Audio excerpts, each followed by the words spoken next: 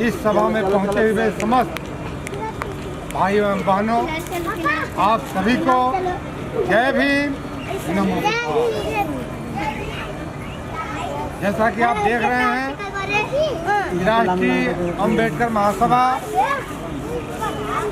यहाँ पर एक छोटा सा आयोजन किया है और इस तरह का आयोजन उनको जगाने की कोशिश करते हैं, अपनी बात को बताते हैं और आप लोगों की बातों को हम लोग सुनते हैं। तो आज इस अवसर पर मैं सर्वप्रथम राष्ट्रीय अंबेडकर महासभा के बारे में कुछ पंक्तियां बता रहा हूं, जिसको चंद्रिका भारती एडवोकेट जी स्थापना किए हैं। और जैसा कि सुनाल का राष्ट्रीय अंबेडकर महासभा है कमाल का, गांव और गली में ज्योति जलाता है, केवल अपनी रोटी तक ही सीमित है नहीं, केवल अपनी रोटी तक ही सीमित है नहीं, बहुजन समाज को जागरूक बनाता है। खाने कमाने के लिए सभी लोग करते हैं, लेकिन खाना कमाना भी है और जागरूक भी रहना है, दूसरों को जागरूक भी करना है। तो कहने हेतु बड़े बड़े कागजी संगठन हैं जो केवल कागज पर ही नक्शा बनाते हैं। राष्ट्रीय अंबेडकर महासभा हर गली गांव में जाकर अनपढ़ अंधविश्वासियों को भी जगाते हैं। बहुजन महापुरुष की जीवन गाथा से बहुजन महापुरुषों को अमर बनाता है। अब भुला दिया इतिहासकारों ने जिनको, उस इतिहास को यह पुनः दोहराता है।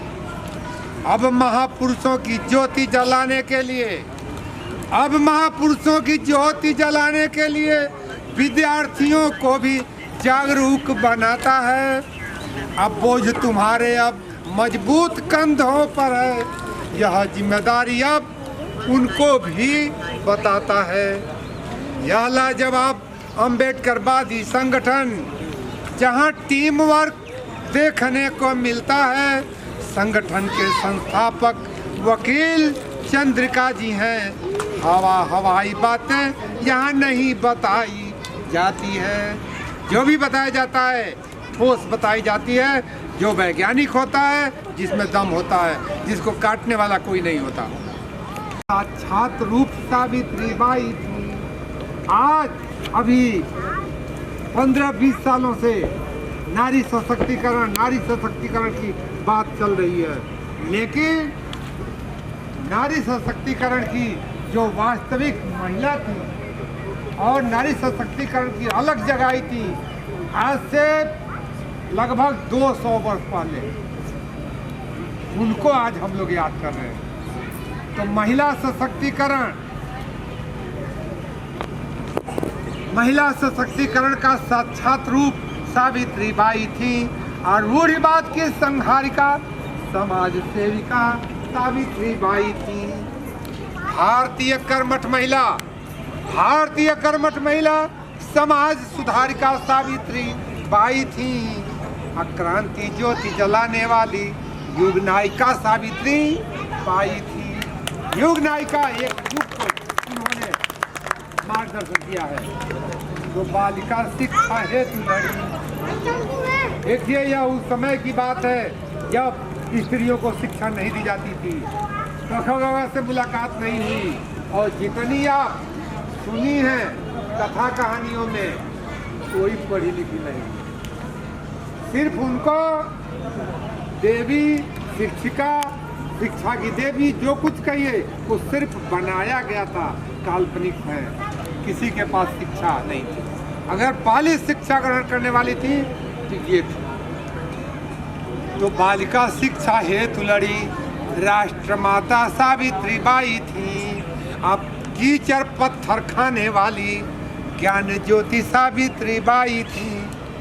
जब ये घर से निकलती थी बालिकाओं को पढ़ाने के लिए, तो गांव नगर वाले उनके ऊपर कीचड़ फेंकते थे कि अरे ये महिलाओं को पढ़ाने चली है, ये लड़कियों को जागरूक करने चली है। तो इसको उन्होंने सहा। तो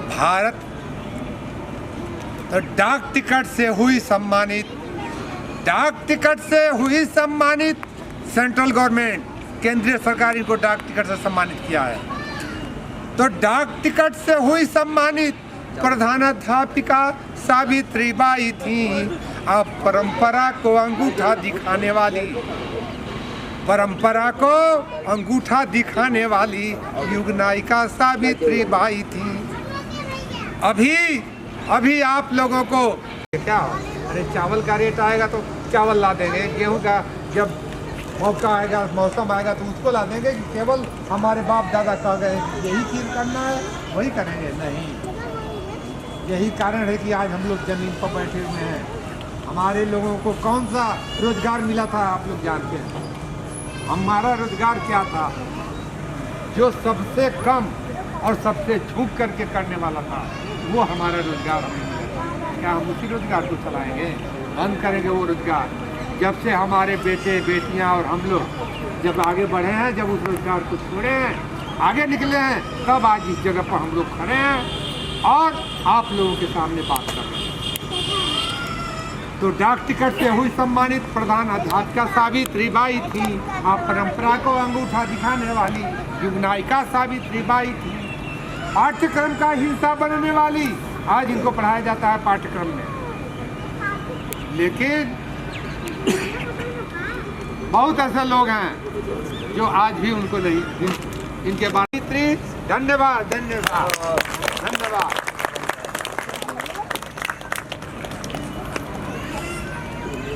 पाठ्यक्रम का हिस्सा बनने वाली पहली शिक्षिका सावित्रीबाई थी। अब पति से कंधा कंधा मिलाने वाली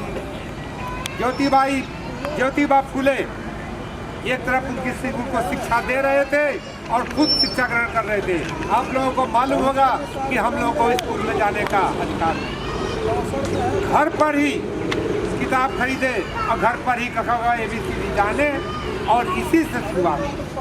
और ये कहिए कि अंग्रेजों की जब सरकार थी तो उन्होंने कुछ मिशन में दिया हम लोगों को मौका, तब हम लोग आगे बढ़े हैं। तो पाठ्यक्रम का हिस्सा बनने वाली पहली शिक्षिका सावित्रीबाई थी। पति कंधे से कंधा मिलाने वाली गूगल की डूगल सावित्रीबाई थी। अभी देखिए, गूगल ने डूडल से पूरा राष्ट्र, पूरा दुनिया उनको जानता है। और लोगों को हमारे संतोष, भले ही संतोषी माता को, सावित्रीबाई हो उसको, हमारी सरस्वती माता को नहीं दुनिया जानती है, लेकिन सावित्रीबाई को दुनिया जानती है, क्योंकि इनको गूगल ने डूडल से सम्मानित किया। तो भारत रत्न की है हकदार स्वाध्यायी, खुद अध्याय करके स्वाध्यायी सावित्रीबाई थी।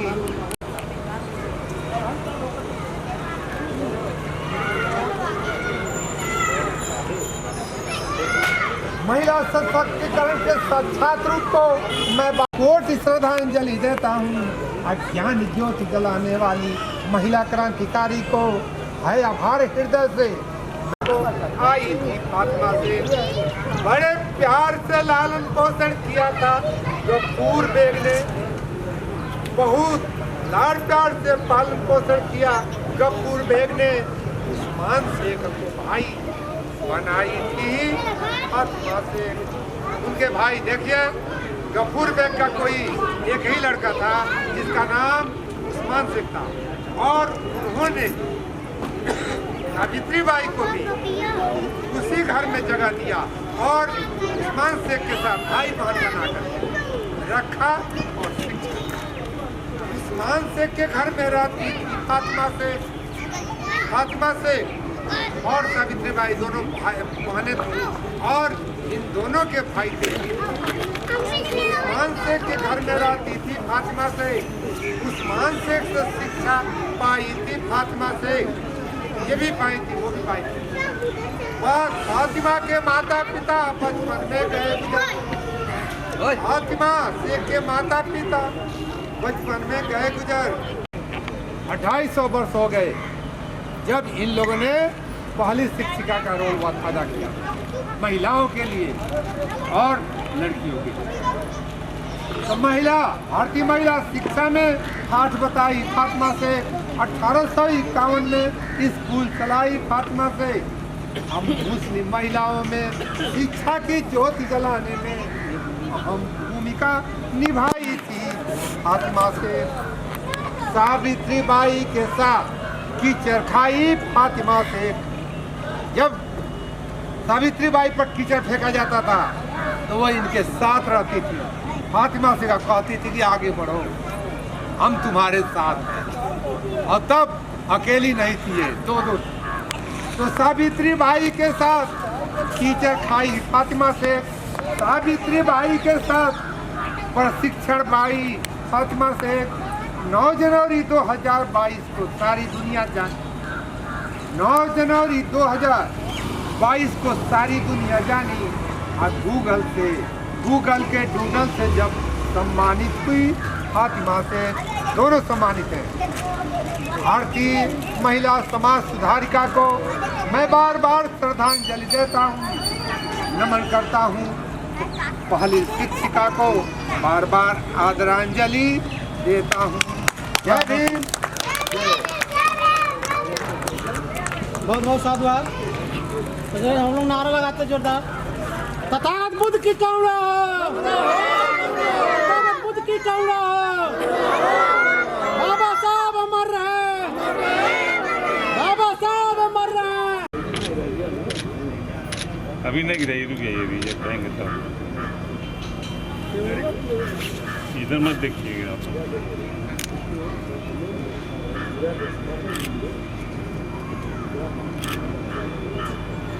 आप लोग। सुनिए, तुम और आप ऐसे फेंकेंगे, आप लोग वहाँ गिराएंगे। चलिए फेंकिए फेंकिए।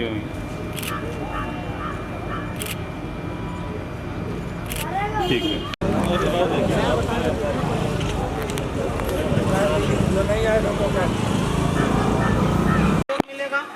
कार्यक्रम में जो खर्चे होने वाले हैं उसका भी अभी व्यवस्था पूरी तरह से हो नहीं पाया है।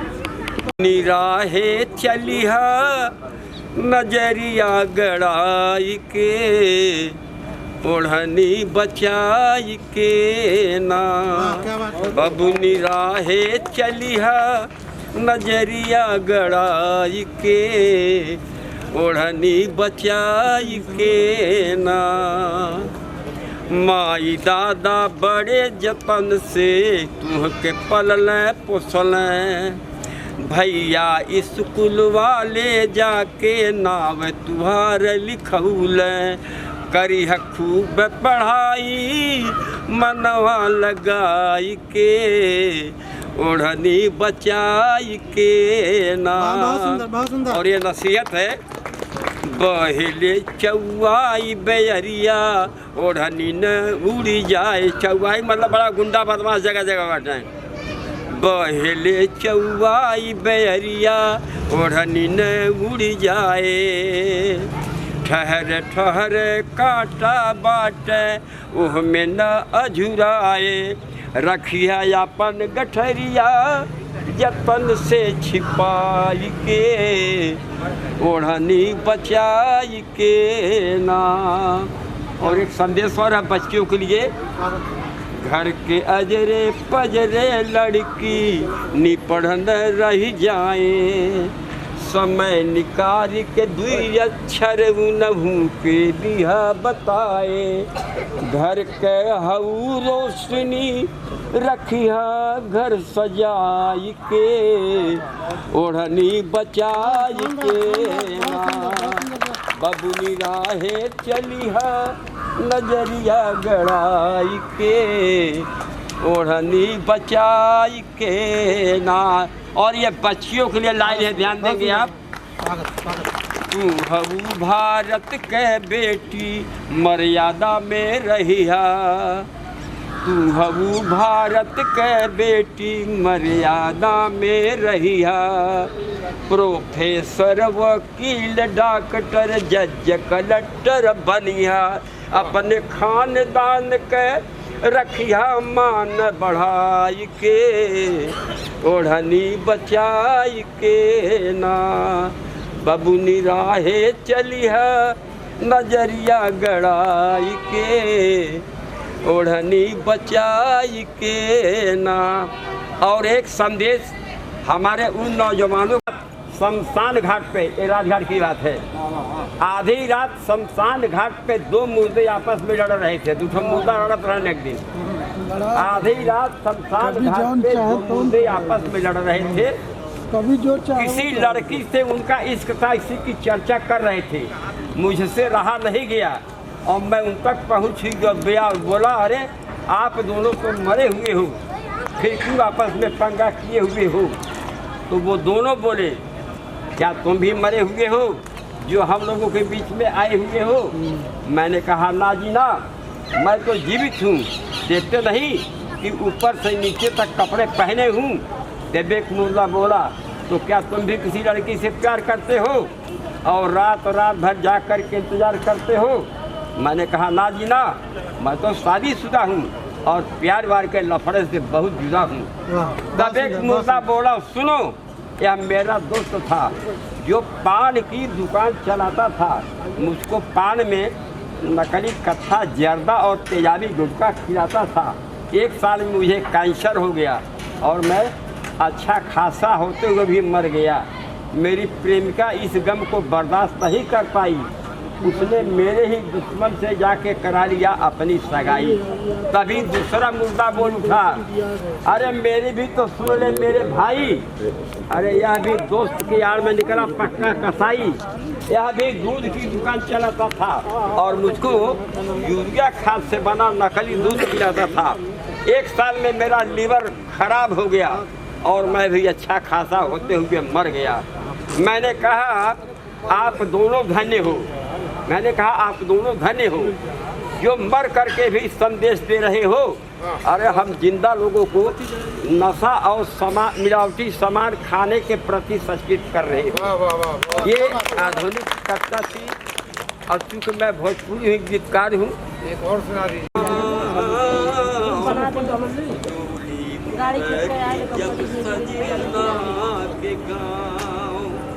बहुत बढ़िया संदेश ध्यान देंगे।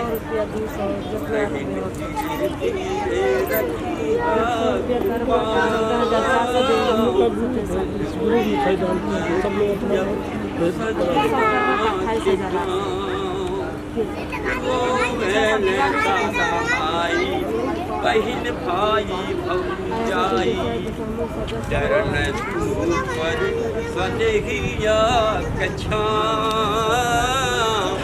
धीरे धीरे रखी हाथ पाँव।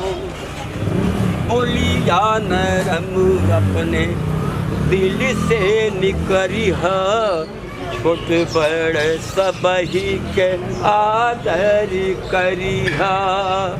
ना बोलिहा लेके केहू करना,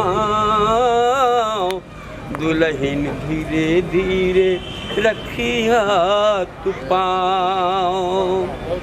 सासू नदिया के हुक्म बजैहा, दोनों खन दनवा के लजिया रखैहा।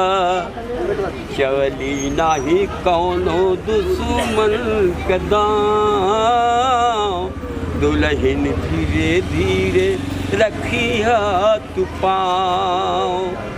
सुख दुख मनई के जिंदगी में आवे, हवे उई निशान जे ही हंस के निभावे। गीत जगवा है दुई दिल कठा, दुल्हन धीरे धीरे धीरे धीरे, दुल्हन धीरे धीरे रखिया तू पाँव। बहुत बहुत धन्यवाद।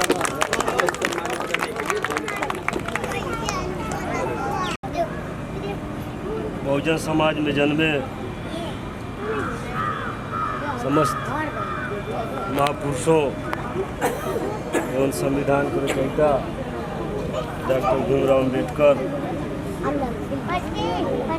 आज प्रथम शिक्षिका सावित्रीबाई फुले जी को चरणों में सशक्त नमन करते हुए आज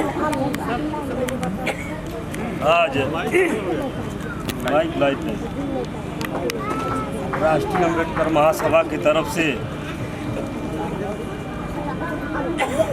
राष्ट्रीय अम्बेडकर महासभा का 12वां स्थापना दिवस एवं साथ में ही भारत की प्रथम महिला शिक्षिका सावित्रीबाई फुले जी की जयंती का आयोजन किया गया है। 2 बिंदुओं पर हमारा कार्यक्रम है और आज इस कार्यक्रम की अध्यक्षता कर रहे बड़े भाई माननीय चंद्रिका प्रसाद भारती एडवोकेट, राष्ट्रीय अध्यक्ष राष्ट्रीय अम्बेडकर महासभा एवं मुख्य अतिथि माननीय डॉक्टर हरिचंद चौधरी, प्रवक्ता DV inter college Beniganj Gorakhpur. विशिष्ट अतिथि माननीय जालिम प्रसाद, राष्ट्रीय संरक्षक राष्ट्रीय अम्बेडकर महासभा। माननीय डॉक्टर अनिल कुमार गौतम जी, राष्ट्रीय प्रवक्ता राष्ट्रीय अम्बेडकर महासभा। माननीय डॉक्टर अनंत कुमार प्रदेश अध्यक्ष राष्ट्रीय अम्बेडकर महासभा उत्तर प्रदेश एवं माननीय का योगदान जो हमारे समाज में, हमारे बहुजन समाज में उन्होंने दिया था कि हमारी घर की महिलाएं जिन्हें सूत्रों से भी बदतर रखा गया, जिन्हें पढ़ने लिखने का अधिकार नहीं दिया गया, उन्हें शिक्षा का अधिकार उन्होंने दिया। पढ़ने लिखने के लिए तमाम स्कूल खुलवाए, बहुत सारी दुश्वारियाँ, बहुत सारी तकलीफें सह करके उन्होंने स्वयं शिक्षा हासिल की और बहुत सारे बच्चियों को, बहुत सारे नारियों को उन्होंने शिक्षा का अलग जगाया। आज हमारे देश में शिक्षा की देवी सरस्वती को कहा जाता है। सदियों से पूजा होता रहा है, लेकिन आज जब से हमारा समाज माता सावित्रीबाई फुले के योगदान को जाना, उससे जागरूक हुआ, तब से उनके सिखलाइयों पे, उनके शिक्षाओं पर लोगों ने चलना शुरू किया। और आज हालात यह है कि आज इस देश में बहुत सी नारियां,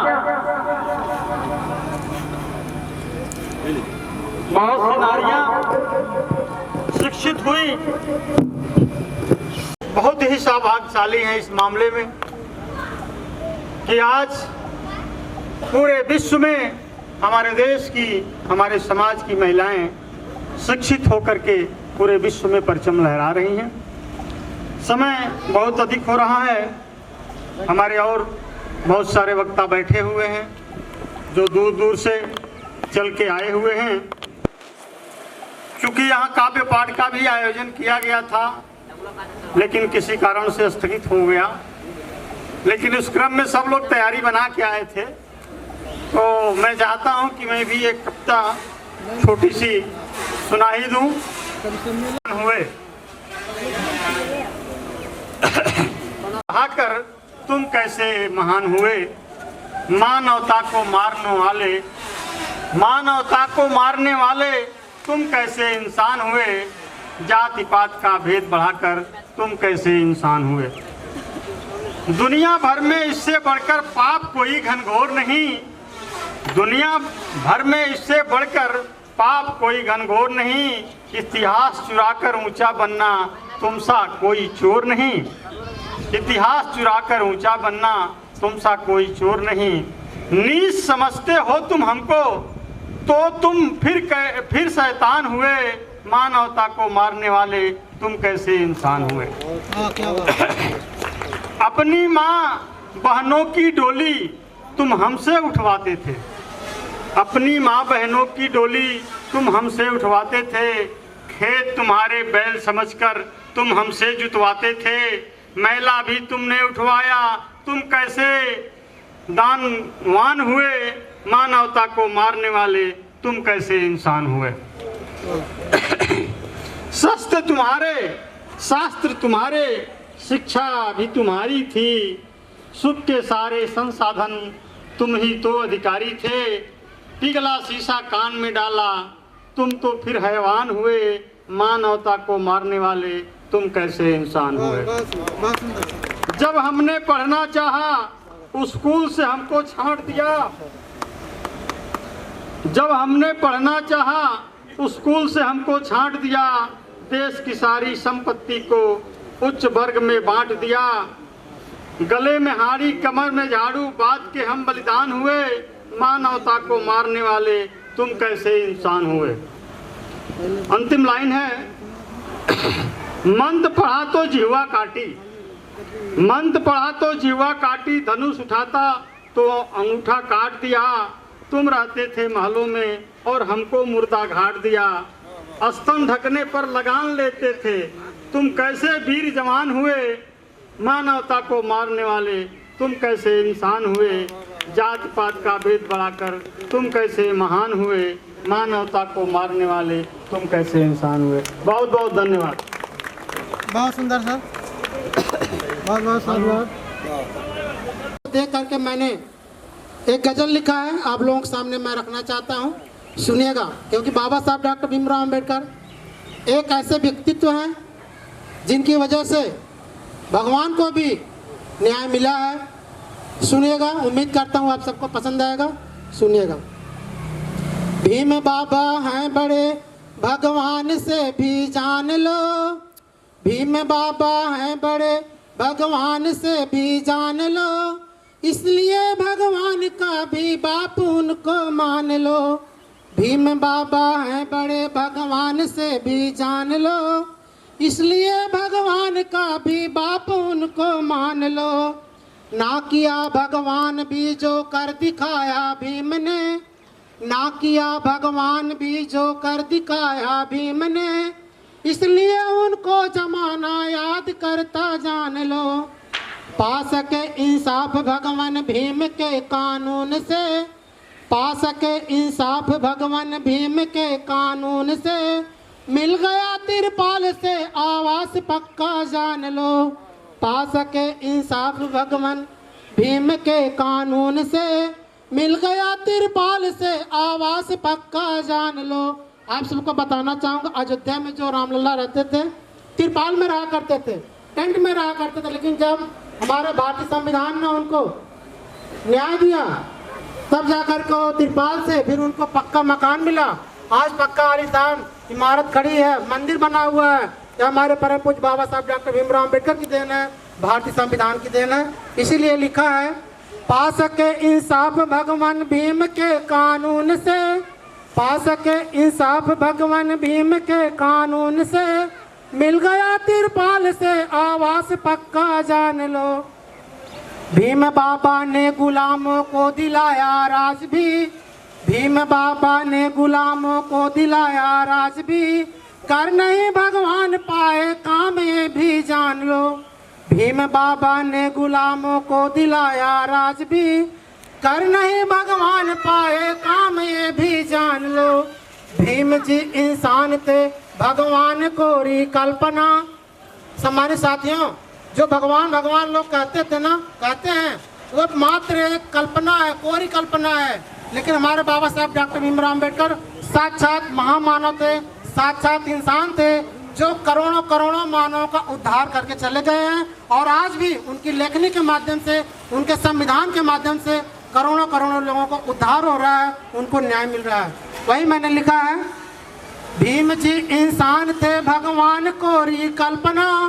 भीम जी इंसान थे, भगवान कोरी कल्पना, कर गए कल्याण सबका भीम बाबा जान लो। भीम बाबा बुद्ध को अपना गुरु थे मानते, भीम बाबा बुद्ध को अपना गुरु थे मानते, और थे सच के पुजारी थे अहिंसक जान लो। भीम बाबा बुद्ध को अपना गुरु थे मानते, और थे सच के पुजारी थे अहिंसक जान लो। भीम बाबा की नहीं तुलना करो भगवान से। बहुत सारे लोग बाबा साहब की तुलना भगवान से किया करते हैं, जो कि सरासर गलत है। और हमारे बाबा साहब डॉक्टर भीमराव अंबेडकर का अपमान होता है, क्योंकि भगवान तो कोरी कल्पना है, भगवान तो झूठा है, लेकिन हमारे बाबा साहब साक्षात महामानव है। करुणा के सागर हैं, हम लोगों के मसीहा है। सुनिएगा।